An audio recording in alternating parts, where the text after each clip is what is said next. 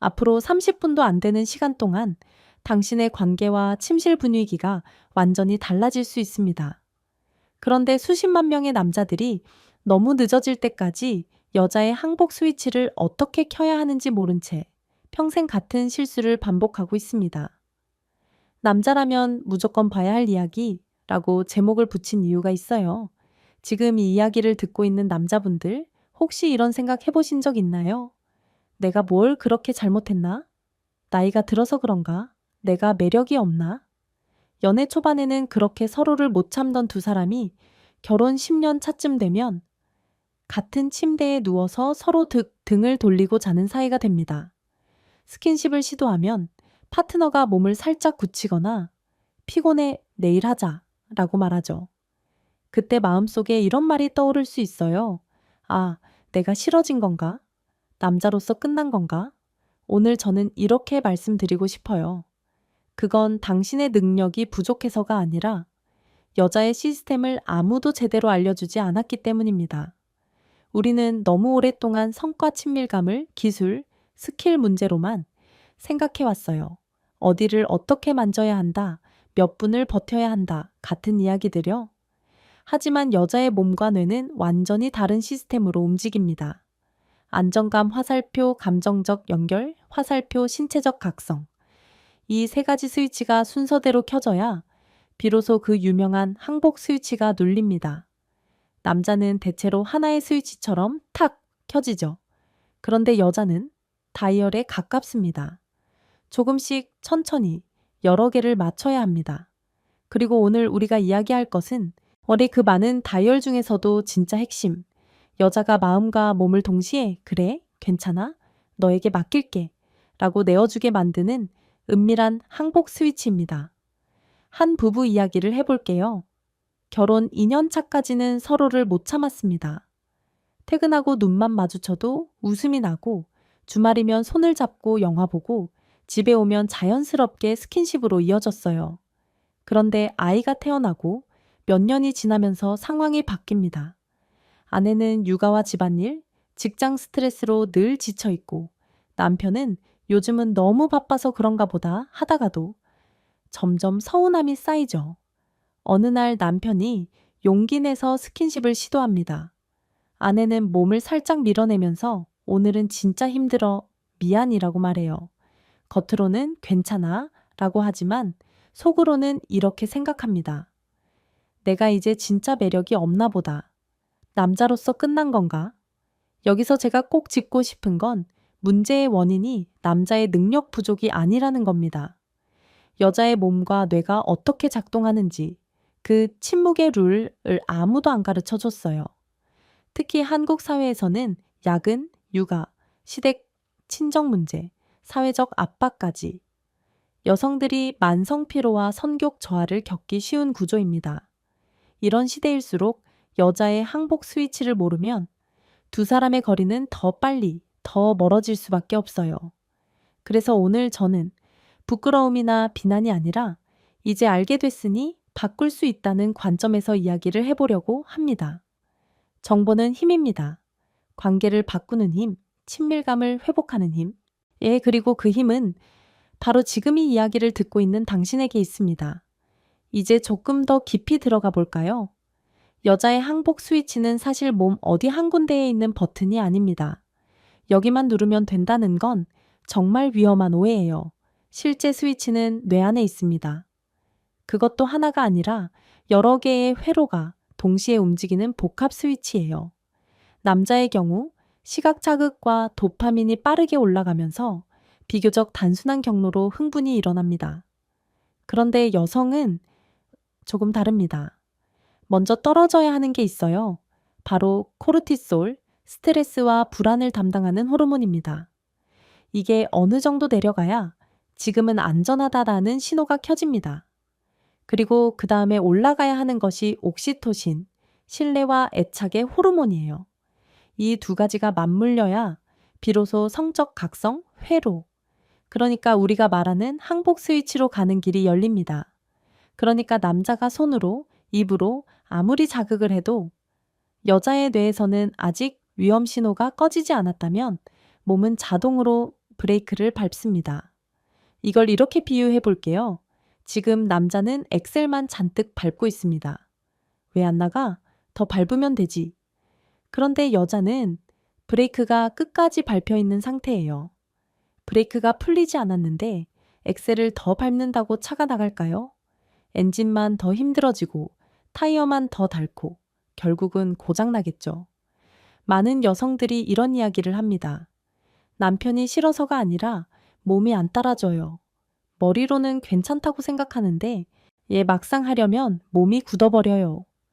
이건 의지가 약해서가 아니라 뇌와 호르몬이 그렇게 움직이고 있기 때문입니다. 여기에 더 큰 문제가 하나 있어요.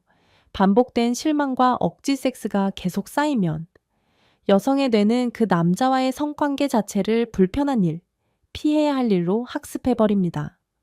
이걸 뇌과학에서는 신경가소성이라고 해요. 자주 반복되는 경험은 뇌 안에서 굵은 길이 됩니다. 이 사람과의 섹스는 긴장, 눈치, 죄책감, 피로. 이 공식이 자꾸 반복되면 나중에는 생각만 해도 몸이 먼저 긴장해요. 이게 바로 항복 스위치가 완전히 고장나는 길입니다. 여기서 꼭 기억하셨으면 하는 말이 있어요. 이건 나이가 들어서만 생기는 문제가 아닙니다. 뇌가 그렇게 학습된 겁니다.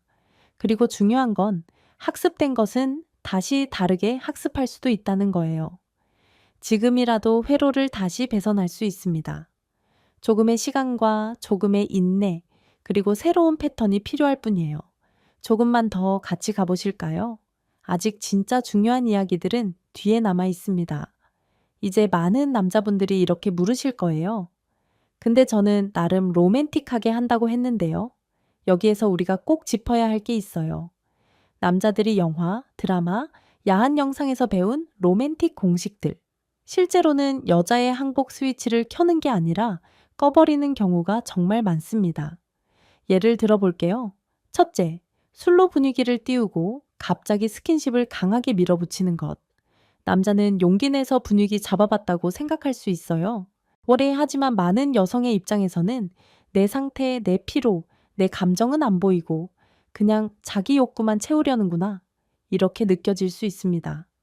특히 이미 피곤하고 머릿속에 해야 할 일들이 가득한 상태에서 술까지 들어가면 몸은 더 둔해지고 뇌는 더 불안해져요.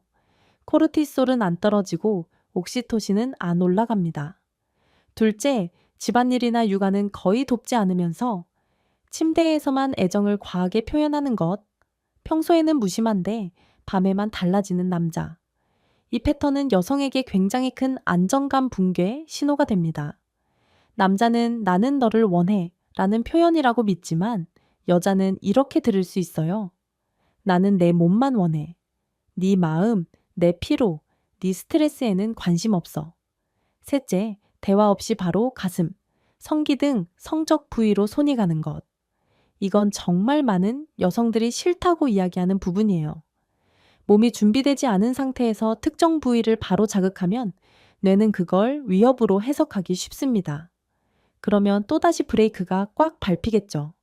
생활 습관도 영향을 줍니다. 건강식이라고 믿고 밤늦게 과식하거나 자극적인 야식을 함께 먹고 바로 관계를 시도하는 것. 이건 여성의 위장과 자율신경을 과각성 상태로 만들어서 오히려 성적 반응을 떨어뜨립니다. 카페인을 많이 마시고 늦은 시간까지 스마트폰을 보고 침실에서 TV를 켜둔 채로 있는 것, 이 모든 것들이 뇌를 각성 모드에 묶어둡니다. 그 상태에서는 항복 스위치가 물리적으로 눌리기 어려워요. 그러니까 이 당신이 오늘 로맨틱하다고 믿는 그 밤, 사실은 그녀의 몸에는 최악의 조건일 수 있다는 거예요. 이걸 알게 되는 순간 많은 남자분들이 충격을 받습니다. 내가 사랑해서 했던 행동들이 오히려 스위치를 꺼버리고 있었구나. 하지만 여기서 멈추지 않을 거예요. 우리가 진짜 궁금한 건 그래서 어떻게 해야 다시 켤 수 있느냐니까요. 이제부터가 핵심입니다. 많은 분들이 클리토리스, G스팟 같은 포인트를 공부합니다. 물론 그런 지식도 도움이 될 수 있어요. 하지만 제가 임상에서 그리고 수많은 부부 상담에서 느낀 건 여자의 항복 스위치의 진짜 위치는 몸이 아니라 시퀀스, 순서와 맥락에 있다는 겁니다. 여자의 몸은 이렇게 움직입니다. 먼저 뇌에서 불안이 줄어들어야 합니다. 지금은 안전하다. 방해받지 않는다. 존중받고 있다는 느낌이 필요해요. 그러면 심박이 조금씩 안정되고 호흡이 깊어집니다. 이 과정에서 자율신경계가 교감신경에서 부교감신경 쪽으로 서서히 넘어가요. 쉽게 말하면 긴장 모드에서 이완 모드로 전환되는 거예요. 이때부터 질 주변 혈류가 증가하고 윤활이 일어납니다. 자궁과 골반적 근육이 자연스럽게 풀리면서 받을 준비가 되는 거죠. 여성 생식기는 갑자기 여는 문이 아닙니다. 천천히 열리는 자동문에 더 가깝습니다. 센서가 먼저 주변을 스캔해서 안전하다고 판단해야 문이 부드럽게 열려요. 누가 밖에서 막 밀어붙인다고 해서 더 빨리 열리는 문이 아니에요. 오히려 더 세게 잠가버리기도 합니다. 목, 어깨, 등, 오리 허리, 골반 주변의 감각신경들은 모두 뇌와 깊게 연결되어 있습니다. 그래서 많은 여성들이 질환 쪽보다 오히려 바깥, 그리고 전신 터치에서 더 큰 각성을 느끼는 거예요. 가슴이나 성기만이 아니라 머리를 쓰다듬어 주는 것, 어깨를 부드럽게 마사지해 주는 것, 등과 허리를 천천히 쓸어주는 것, 이런 것들이 뇌에 이제 괜찮아, 힘 빼도 돼 라는 신호를 보냅니다. 또 하나 중요한 건 관계 중에도 여성의 뇌에는 계속 주변 환경을 스캔하고 있다는 점이에요. 침실의 온도, 조명, 소리, 문이 잠겼는지, 아이가 깰 수 있는지, 이 모든 게 항복 스위치에 영향을 줍니다. 그래서 문 잠갔어? 애는 깊이 자는 시간인가? 같은 사소한 것들이 여성에게는 굉장히 큰 안심 신호가 됩니다. 여자의 항복 스위치는 한 점이 아닙니다. 안정감, 존중, 예측 가능한 행동이 쌓여 만들어지는 시퀀스입니다. 이 문장을 오늘 꼭 기억해 주세요. 여자의 항복 스위치는 한 점이 아니라 시퀀스다. 그렇다면 이제 구체적으로 무엇을 해야 할까요? 많은 분들이 어디를 어떻게 자극해야 하냐부터 묻습니다. 하지만 첫 단계는 자극이 아닙니다. 첫 단계는 제거입니다. 스위치를 막고 있는 것들을 치우는 것부터 시작해야 합니다. 제일 먼저 침실을 휴대폰, TV, 업무에서 해방시키는 것. 침대에서 메일을 보고 주식 차트를 보고 게임을 하다가 바로 관계를 시도하면 남자 뇌는 성적 전환이 가능할지 몰라도 여자 뇌는 이미 피로 플러스 경계 모드입니다. 그 상태에서는 항복 스위치가 원천 차단돼요. 두 번째, 술과 과식에 의존한 분위기 만들기를 멈추는 것. 특히 파트너가 피곤해 라고 말했을 때 억지로 설득하거나 서운함을 표현하는 패턴을 끊어야 합니다. 이게 반복되면 여성의 뇌는 이렇게 학습해요. 거절하면 죄책감, 받아들이면 불편함. 어느 쪽을 선택해도 힘든 상황이 되면 결국 그냥 아예 상황 자체를 피하자가 됩니다. 그래서 그 남자와의 성 자체를 회피하게 되는 거예요. 세 번째, 관계 직전의 비판, 잔소리, 무심한 말투를 의식적으로 제거하는 연습이 필요합니다. 집안일에 대해 왜 이것도 안 했어? 외모나 몸매에 대해 살 좀 빼야겠다 같은 말. 이런 말들이 여성에게는 깊은 상처로 남습니다. 침대에 누웠을 때도 그 말이 계속 떠올라요. 그럼 항복 스위치는 자동으로 잠깁니다. 네 번째, 하루 종일 무관심하다가 밤에만 스킨십을 요구하는 패턴을 끊는 것. 오히려 며칠간은 성관계 시도 금지 기간을 두고 스킨십을 재설정해 보세요. 오늘은 그냥 안아만 잘게, 오늘은 손만 잡고 잘게 이렇게 선언하고 실제로 지키는 겁니다. 이 단계의 목표는 단 하나예요. 압박감과 불안을 줄여서 여성의 브레이크 페달을 떼어내는 것. 여기까지가 1단계입니다. 이제 어느 정도 브레이크가 풀리기 시작했다면 다음은 진짜로 항복 스위치를 켜는 단계로 가야겠죠. 제가 제안하는 회복 루틴은 3단계입니다. 첫 번째, 일상에서의 안정감 충전. 퇴근 후 10분이라도 예대 휴대폰을 내려놓고 파트너의 이야기를 온전히 들어주는 시간. 집안일 중 한 가지를 내일로 정해서 꾸준히 맞는 행동. 작은 약속을 지키는 패턴들. 이런 것들이 옥시토신을 서서히 올립니다. 뇌에 이 사람 옆은 안전하다는 메시지를 새겨 넣어요. 이건 거창한 이벤트가 아닙니다.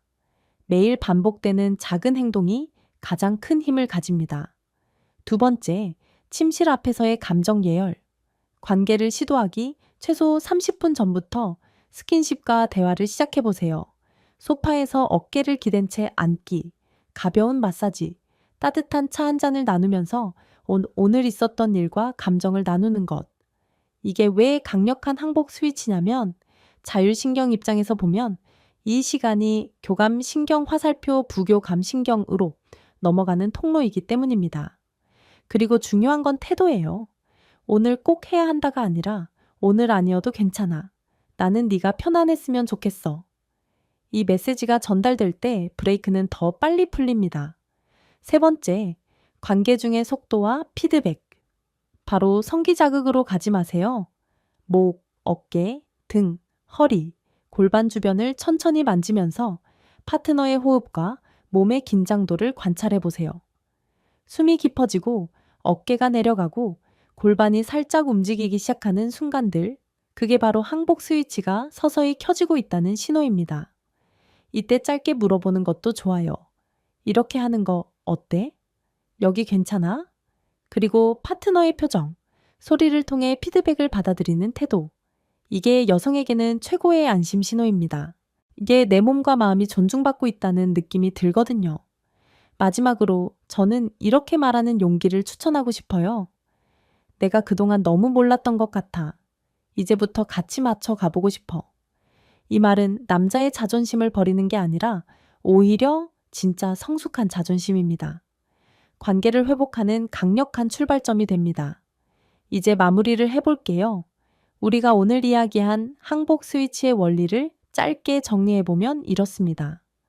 여자의 항복 스위치는 몸 어딘가의 버튼이 아니라 코르티솔이 내려가고 옥시토신이 올라가고 안정감과 존중, 예측 가능한 행동이 쌓이면서 켜지는 시퀀스다. 첫 단계는 자극이 아니라 제거다. 압박과 불안, 비판과 무관심을 줄이는 것부터 시작해야 한다. 그 다음에 일상에서의 안정감 충전, 침실 앞의 감정 예열, 관계 중의 속도와 피드백으로 브레이크를 풀고 항복 스위치를 천천히 켜나가는 것이다. 현실적인 타임라인도 드리고 싶어요. 첫 일주일은 그냥 압박과 불안을 줄이는 기간으로 생각해 보세요.